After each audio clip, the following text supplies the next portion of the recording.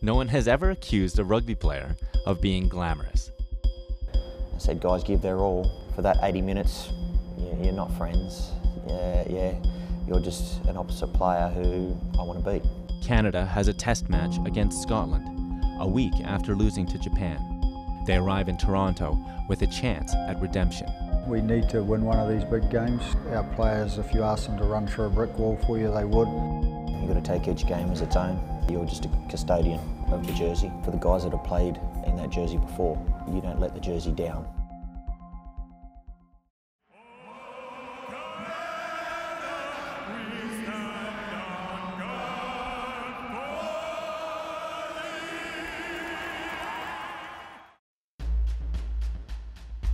In front of 18,000 in Toronto, the scrum that let them down the week before crumbles in the first minutes. And Scotland's going to turn this into points, I'm sure. With Scotland the first to exert their will on the game, it is scrum half Phil Mack who explodes back for the red shirts.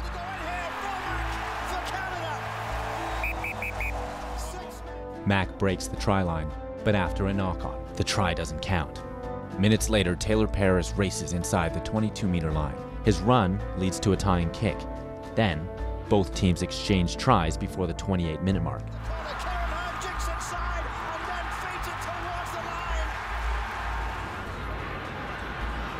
Gilchrist tried to go over, and Scotland have their try. As halftime approaches, Canada is challenged multiple times near their try line.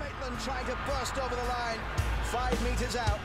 The pressure results in a Canadian penalty, one the players and fans hardly agree with. Square, he's basically awarding Scotland 3 points. At halftime, Scotland leads 13-8.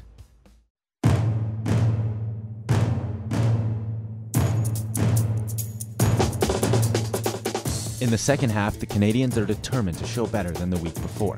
Eventually, the sure boot of 34-year-old James Pritchard propels Canada into the lead. In between the scores, a knee to the head brings young Taylor Paris off the field. He is kept off for fear of concussion. In place of Paris, DTH van der Merwe takes the field and combines with James Pritchard to push Canada ahead 14-13. Scotland presses back, and they retake the lead by 2 points.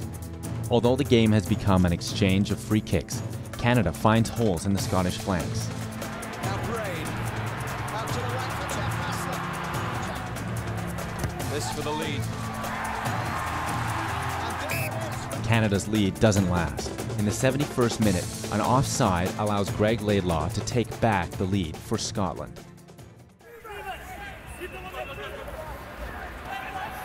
Now Jeb Sinclair. While rugby is a game always governed by its laws, proof that referee discretion exists in all sports occurs in the 75th minute. Jeb Sinclair is sent off, a call that is a surprise to both Sinclair and the Canadian fans. And with one less on the field, the Red Shirts, despite their efforts, are unable to achieve the win. It is all over.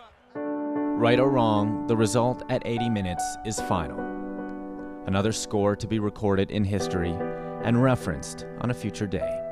For now, the past is set aside, and the traditions begin even before the sweat has dried. The roughness on the field is joined by equal heaps of goodwill. An understanding by those who love the game that there is so much to enjoy and celebrate. Something else that begins with grass and blood, but endures through friendship and family.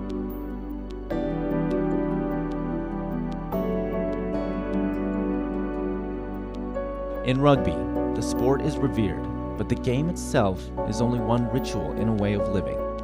Meaning the best part of rugby may not be the glory or highlights, but is simply the people who play.